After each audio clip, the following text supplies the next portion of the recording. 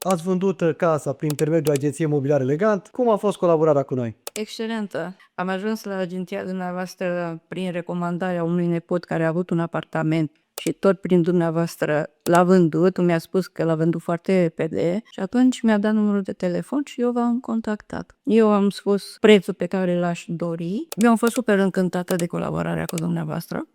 Nici nu mă așteptam că se vândă așa repede, deși mi-a spus de la început. Eu am baftă că doar ce am vândut un apartament. Păi ați găsit dumneavoastră un client așa și am așteptat până și-a terminat la rândul ei. Considerați că am obținut prețul maxim la casă? Cât am putut. Un preț destul de bun, foarte bun. Am fost mulțumită. Vânzarea a fost rapidă? Foarte rapidă. N-a durat mult. Nu mă așteptam să fie așa de repede. Ne bucurăm, da. Pe partea de documente, departamentul juridic, cum a fost? Am avut ceva probleme cu actele, dar toți prin dumneavoastră s-au rezolvat. Nescuz de repede. Am spus la prietena cunoștințe de agenția dumneavoastră și cum am rezolvat de repede. Mulțumim din suflet pentru colaborare și Da, mulțumim, doamna Iana. da. Mulțumim mult.